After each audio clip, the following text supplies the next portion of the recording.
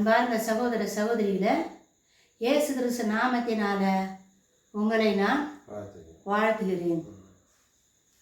இப்போ இந்த வீடியோவில் நம்ம எதை பற்றி பேச போகிறோம் அப்படின்னு சொன்னால், நாங்கள் ரொம்ப நாள் ஜெபம் பண்ணினே தான் இருக்கிறோம்.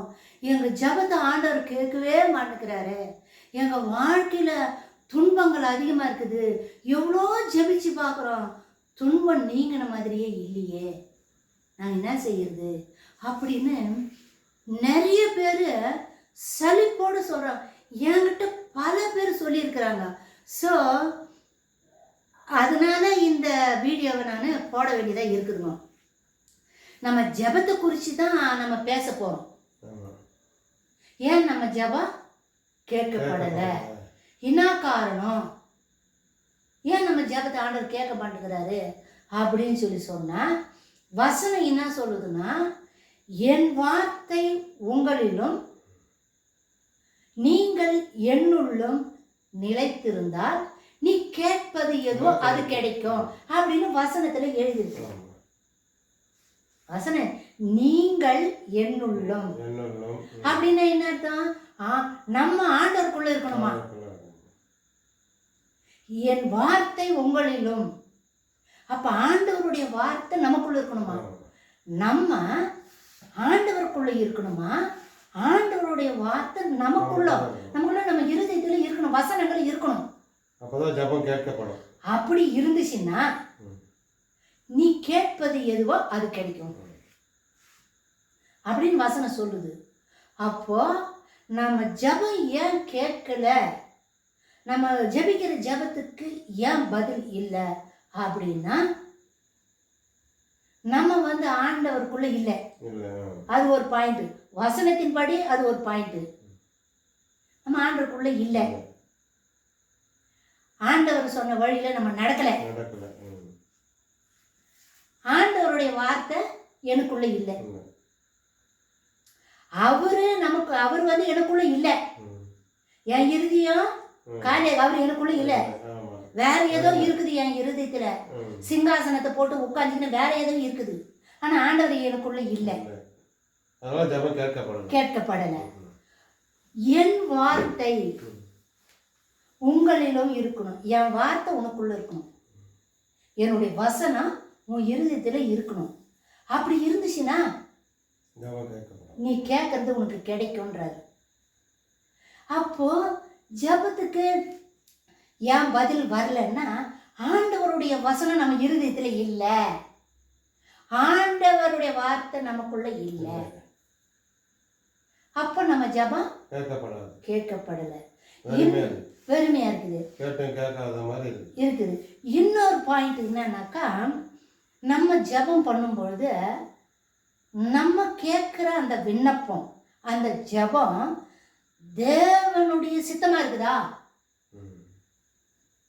அவரு சித்தத்தின் படித்தான் நான் ஜெபிக்கிறேன்னா, உதாரணத்துக்கு ஒரு திருமண காரியத்தை எடுத்துக்குவோம். ஒரு ஒரு ஒரு மணமகனுக்கு, இப்போ நம்ம பையனுக்கு, ரெண்டாவது பையனுக்கு திருமணம் செய்யணும். அப்போ நம்ம என்ன கேட்கணும்? ஆண்டவரை கேட்கணும், நம்ம ஜெபிக்கணும். நம்ம எப்படி ஜெபிக்கணும்? ஆண்டவரே, நல்லா படித்த பொண்ணு, நல்லா சம்பாதிக்கிற பொண்ணு, நல்ல அழகுள்ள பொண்ணு, வசதியான பொண்ணு எனக்கு கொடு ஆண்டவரேன்னு உன் கருத்தை கொண்டு போய் அங்கே வச்சிடணும். அப்படி ஜெபிச்சு கேட்டா கூட வந்துடுது. அப்படி வந்தா பின்னாடி ஒவ்வொருத்தருவோம் பிடிவாதமா கடை, சரி நீ உன் இஷ்டத்துக்கு போன்னு சொல்லி விட்டுருவாரு. அப்படி விடும்போது பின்னாடி துன்பமா தான் போகும். ஆனா நம்ம என்ன சொல்றோம்? ஆண்டவரே, என் மகனுக்கு நீங்க எந்த பொண்ணை வச்சுக்கிறீங்க? என் மகன் இந்த பூமியில உருவாக்கும் பொழுது அவனுக்கு ஒரு துணை நீங்க வச்சிருக்கிறீங்க, ஏற்படுத்தி வச்சுக்கிறீங்க. அது யாருன்னு எங்களுக்கு தெரியல, எங்களால கண்டுபிடிக்க முடியல.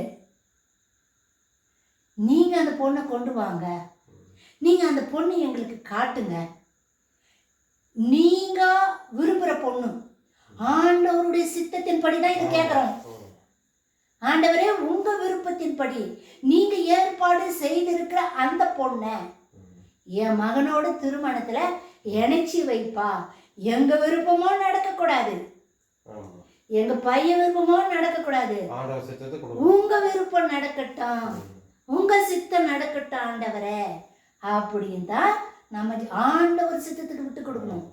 ஆண்டவர் சித்தத்தின்படி நம்ம ஜெபிச்சோம்னா அந்த ஜெபத்துக்கு பதில் கிடைக்கும், கண்டிப்பா பதில் கொடுப்பாரு. ஏன்னா அந்த விழா எலும்பாவது வச்சுருக்காரு வச்சிருக்கிறார். ஆதாமியாவால் முதல் அந்த பெண்ணுக்கு ஒரு பெண் துணை வேணும் ஆணுக்கு அப்படின்னு சொல்ல போகும்போது அந்த ஆணுடைய விழா எலும்பை எடுத்து தான் பெண்ணுக்கு வச்சுக்கிறான். ஆமா, பெண்ணு படிச்சாரு. விழா எலும்பு எங்க இருக்குது? ஆண்டவர்கிட்ட கொடுக்கணும், அவருக்கு தான் தெரியும்.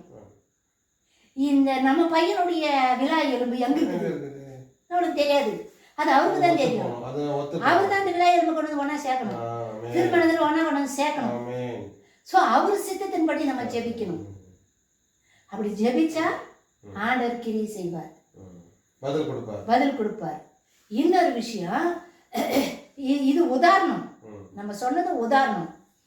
சில விஷயங்கள், பல காரியங்கள் உலக சம்பந்தப்பட்ட, இப்போ ஒரு நோயோ இருக்குது, ஏதோ ஒரு தீராத பிரச்சனை, தீர்க்கவே முடியும். எவ்வளோ ஜெபிக்கிற, உபவாசம் பண்ற, என்னென்னவோ பண்ணி பார்க்குற, ஆனா மேற்கொள்ள முடியலையே, இந்த பிரச்சனையிலிருந்து என்னால மேல வர முடியலையே அப்படின்னு நிறைய பேர் சொல்றாங்க. என்னாக்கா எவ்வளோ உபவாசங்கிறேன், எவ்வளோ ஜெபிக்கிறேன், ஆனாலும் முடியலையாக்கா அப்படின்னு நிறைய பேர் என்கிட்டயே சொல்லி இருக்கிறாங்க. ஸோ அதுக்கு நான் என்ன சொல்ல வரேன்னா, இப்போ நம்ம வாழ்க்கையில பிரச்சனையை கொண்டு வந்து கொடுக்கறது யாரு? சத்துரு.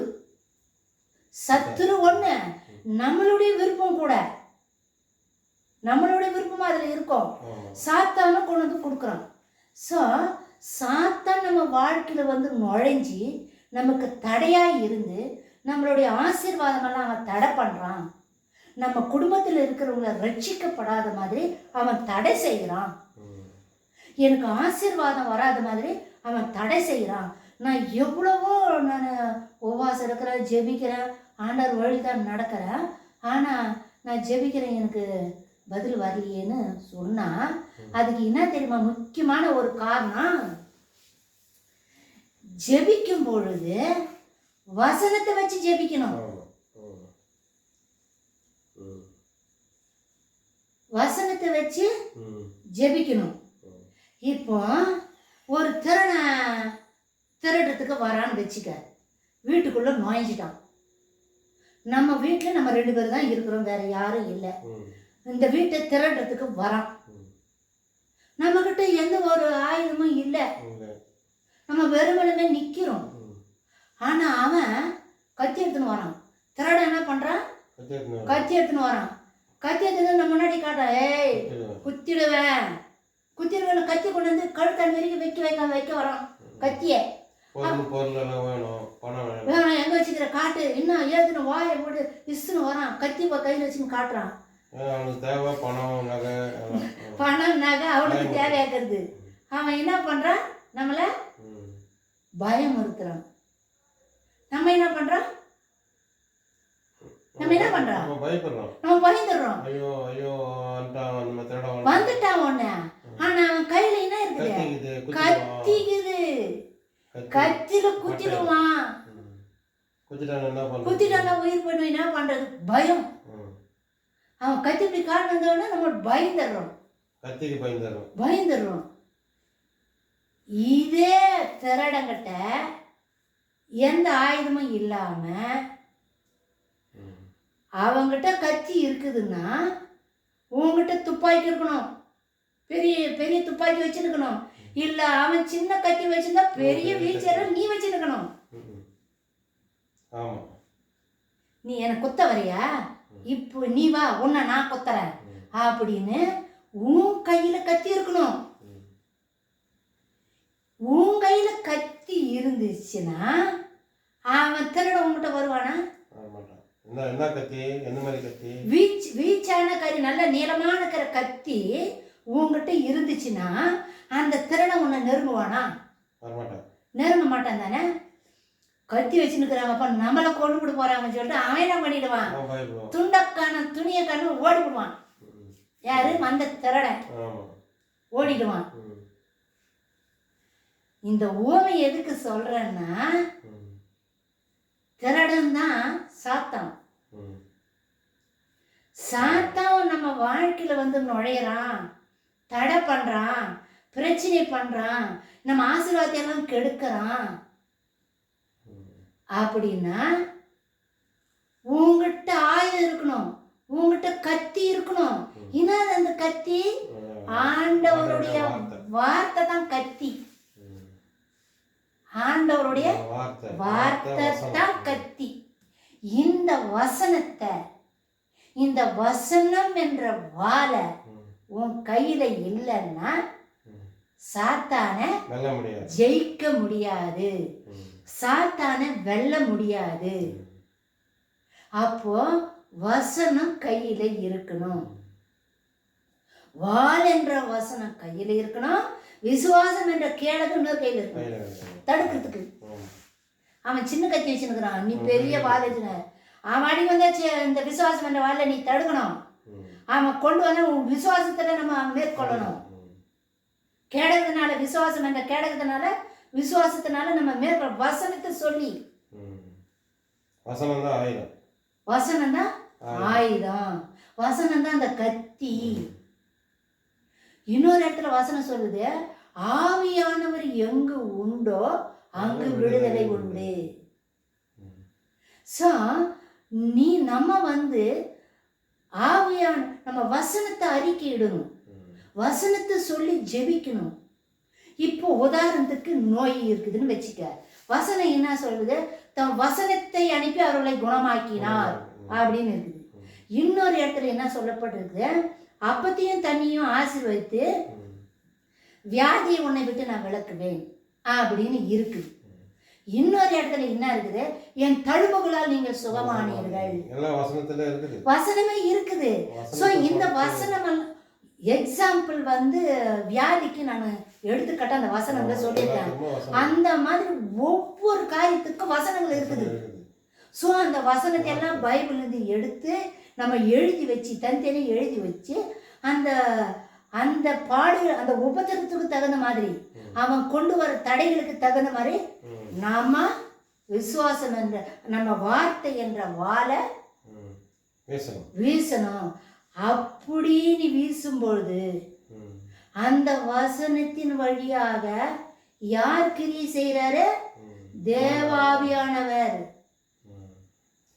நீ வசனத்தை அனுப்பும் பொழுது அந்த வசனத்தின் மூலமாக ஆவியானவர் போய் ஆவியானவர் கிரியை செய்யறாரு. ஆவியானவர் எங்கு உண்டோ அங்கு விடுதலை. அப்போ ஆவியானவர் வந்து விடுதலை கொடுக்கணும்னா நீ வசனத்தை அறிக்கையிடணும். ஆவியானவர் சொல்றாரு, நீ வெறுமனுமே கூப்பிட்டாக வரமாட்டேன்,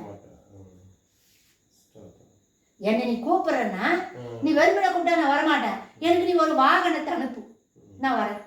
என்ன வாகனம்? இப்போ மினிஸ்டருங்களை பல அதிகாரிகளை நம்ம போய் கூப்பிட்டு வரும்போது ஒரு காரோ ஏதோ போட்டு நல்ல ஒரு சிவப்பு கம்பளம் எல்லாம் விரிச்சு அவங்களை எப்படி நம்ம வரவேற்கிறோம். ஒரு காரோ ஏதோ கொண்டு போய் வாங்கிட்டு அவன் நம்ம ஏத்தின்னு வரோம், ஏத்தினு நம்ம இடத்துக்கு விடுறோம், வாகனத்தை கொண்டு போய் ஏத்தின்னு வரோம். அதே மாதிரி தான் பரிசுத்த ஆவியானவர் அவர் வாகனம் கேட்கிறாரு, எனக்கு நீ வாகனத்தை அனுப்பு, நீ சும்மா கூப்பிட்டாலும் வரமாட்டேன், நீ எனக்கு வாகனத்தை அனுப்பு, அந்த வாகனத்தை நான் வருவேன்றாரு. என்ன வாகனம்? வசனம் தான் வாகனம். நீ வசனத்தை சொல்லு, அந்த வசனத்துல அந்த வசனம் என்ற வாகனத்துல ஏறி நான் வருவேன். வார்த்தை வசனம் ஆவியும் ஜீவனமாய் இருக்குது. வசனத்துல எழுதியிருக்கு ஆவியும் ஜீவனமா இருக்குது. அப்ப வசனம் வந்து ஆவியாவே இருக்குது, ஜீவனமா இருக்குது, உயிருள்ள வசனம்.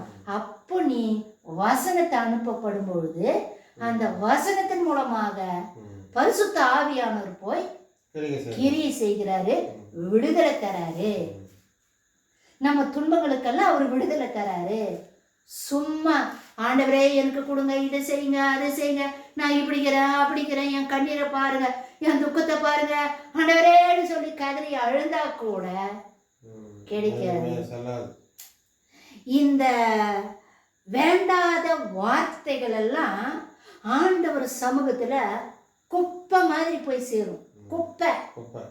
இந்த வீணான வார்த்தைகள் எல்லாம் வேஸ்டேஜ் ஆண்டவர் சமூகத்துல குப்பையா போய் நிற்கும். வார்த்தை இல்லை. வார்த்தை சொல்லாம நீ ஜெபிக்கிற ஜெபமெல்லாம் குப்பை மாதிரி தான் ஆண்டவர் முன்னாடி போய் நிற்கும்.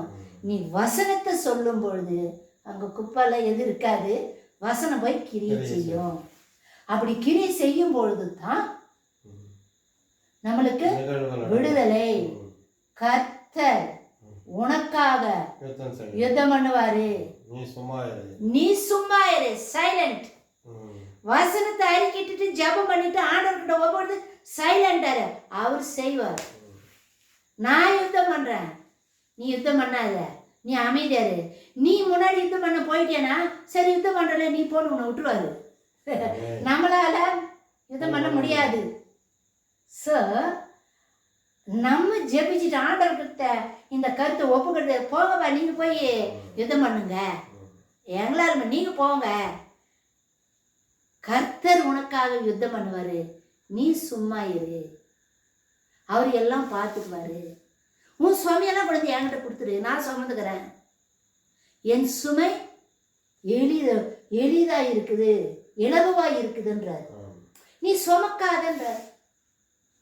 உன் கஷ்டம் எதுன்னு நீ சுமக்காத, என்கிட்ட கொண்டு. அப்போ வசனத்தை சொல்லணும். சுமை சுமந்து சோர்ந்துட்டு போற எல்லாம் என்கிட்ட வாங்க, நீங்க தானே சொன்னீங்க இதை இந்த சுமையை கொடுக்குறேன், நீங்க தானே சொன்னீங்க. சுமை சுமந்து சோர்ந்துட்டு போற எல்லாம் என்கிட்ட வாங்க, நீங்க தானே சொன்னீங்க இதை இந்த சுமையை கொடுத்துட்டேன். அப்போ வசனத்தை சொல்லி உன் கருத்தை அங்க ஒப்பு கொடுக்கும் போது அங்க வசனம் கிரியை செய்யும்.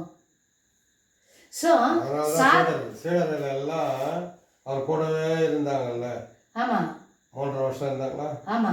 அப்போ இருக்கும்போது அவர்கிட்ட இருந்து தெரியாத இருந்தாங்க சீடர்கள். ஆமா, மீன் பிடிப்பவர்களா இருந்தாங்க. உங்களை வந்து மனிதர்களை பிடிப்பவரா அப்படி சொல்லும்போது அந்த வார்த்தையை விதைக்கிறாரு. ஆமா, அந்த விதை வந்து முளைக்க செய்யுது.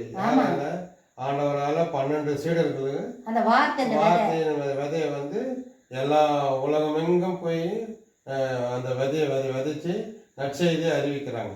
ஆண்டவருடைய வார்த்தை என்ற நற்செய்தியை அறிவிக்கிறாங்க. இன்னைக்கு அதுதான் இந்தியா முழுவதும் பரவி இருக்கு. இந்தியா முழுசும் இல்ல, உலகம் முழுவதும் பரவி இருக்குது. அவர் சீடர்களுக்குள்ள போட்ட விதை, அந்த விதை இன்னைக்கு உலகம் முழுசும் போய் அங்கங்க முளைச்சி அது பூத்து காய்த்து கழித்து கொடுத்துன்னு இருக்குது. சோ ஆண்டவருடைய வார்த்தை, நானே உலகுக்கு வழியாகவும் உப்பாயும் இருக்கிறேன். அப்போ சத்தியத்தை அறியுங்கள், சத்தியம் உங்களை விடுதலையாக்கும். அப்ப சத்தியத்தை நம்ம முதல்ல அறியணும். வார்த்தை அத்தை நம்ம வார்த்தை அதுதான் ஒரு மனுஷன் விடுதலையாக்கும். இப்ப நீங்க என்ன சொன்னீங்க? சத்தியத்தை அறியுங்கள், சத்தியம் உங்களை விடுதலையாக்கும். அப்ப வசனம் தான் விடுதலை பண்ணுது. அதே ஜெபம், அதேதான் வார்த்தைன்றது. வார்த்தை மூலமா நம்ம ஜெபிக்கணும். அந்த வசனத்தின் மூலமா ஜெபிக்கிற ஜெபத்தை வெற்றி, விடுதலை.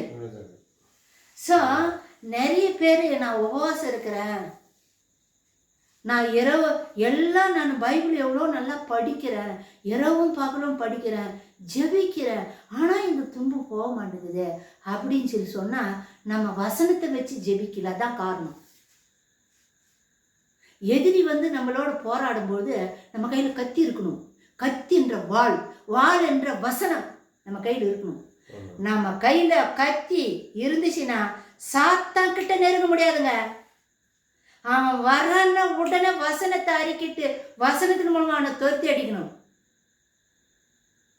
அது நம்ம குடும்பத்தில் சாட்சியா இருந்ததில்லை. நீங்களாம் பெண்கள் ஐக்கியத்தில் பெண்கள்லாம் போட்டு அந்த ஜபத்துக்கு வீடு சந்திக்கும் போகும்போது 3 பேர் 4 பேரை வந்து கிட்ட வந்து நெருங்குற மாதிரி வந்து இங்கே போகாத அளவுக்கு தடை பண்ணானுங்களே.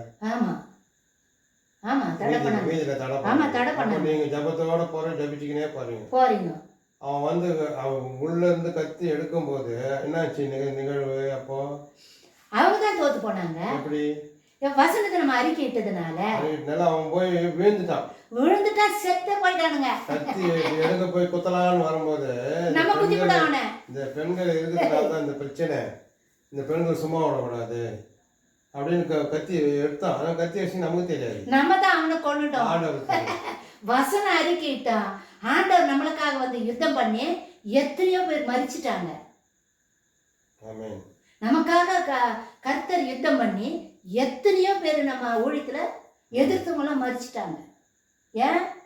கர்த்தர் யுத்தம் பண்ணாரு, நம்ம இல்ல. அதுதான் வார்த்தை சொல்றாரு. அவர் நீ யுத்தம் சும்மா பண்ணாரு. இரு. கர்த்தர் உனக்காக யுத்தம் பண்ணுவாரு. நீ சும்மா நீ இரு. சும்மா இரு. வார்த்தையை கொண்டு ஜெபம். அப்போ நம்ம பதறக்கூடாது. எந்த காரியம் வந்தாலும் பதறக்கூடாது. பொறுமையா இருந்து ஆண்டவர் கருத்துல ஒப்பு கொடுத்துட்டு ஆண்டவர் யுத்தம் செய்ய விட்டுட்டு வசனத்தை அறிக்கிட்டு ஜெபிச்சுட்டு இருந்தா வெற்றி நமக்கு தான். அதனால வசனத்தின் மூலமாக நீங்க ஜெபம் பண்ணுங்க. இன்னைக்கு உங்களுக்கு நான் சத்தியம் பண்ணி சொல்றேன், 100க்கு 100 பலன் கிடைக்குமா. எங்க வாழ்க்கையில நாங்க ருசித்தது, கண்டது, பார்த்தது எல்லாமே வச்சுதான் உங்க முன்னாடி நாங்க சாட்சியா இதை சொல்லி இருக்கிறோமா. வசனம்தான் ஒரு ஆளை விடுதலையாக்கும். சத்தியத்தை அறியுங்கள், சத்தியம் உங்களை விடுதலையாக்கும். வசனம் என்ற கத்தி நம்ம கையில இருக்கணுமா. வசனம் என்ற கத்தி நம்ம கையில இருந்துச்சுன்னா சாத்தான் கிட்ட வரத்துக்கு பயப்படுவான். நம்ம கையில கத்தி இல்ல, சாத்தான் கையில கத்தி இருக்குதுன்னா அவனை பார்த்து தான் நம்ம பயப்படுவோம். நீங்க போய் அவங்ககிட்ட மாட்டிக்குவீங்க. ஆமா, புரிஞ்சுதுங்களா? அதனால வசனம் என்ற கத்தி எப்பொழுதும் உங்க கரத்துல உங்க இருதயத்துல இருக்கட்டுங்க. வாயில அறிக்கிடுங்க, விசுவாசத்தின் அறிக்கிடுங்க. நடக்கல ஆனா நடக்கும். பலவீனன் தன்னை பலவான் என்று சொல்ல கடவன். பலவீனன் தான், ஆனா நான் பலவனா இருக்கிறேன், பலம் உள்ளவனா இருக்கேன் சொல்லிக்கினே இரு.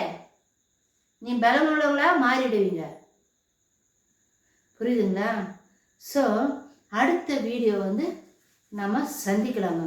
இந்த செய்தி வந்து உங்கள் ஃப்ரெண்ட்ஸுங்களுக்கு, சர்ச் மெம்பர்ஸுக்கு, ப்ரேயர் கூட்டத்தில் அங்கெல்லாம் கூட நீங்கள் ஷேர் பண்ணிக்கங்க. லைக் பண்ணுங்கள், சப்ஸ்கிரைப் பண்ணுங்கள். மாரநாதா.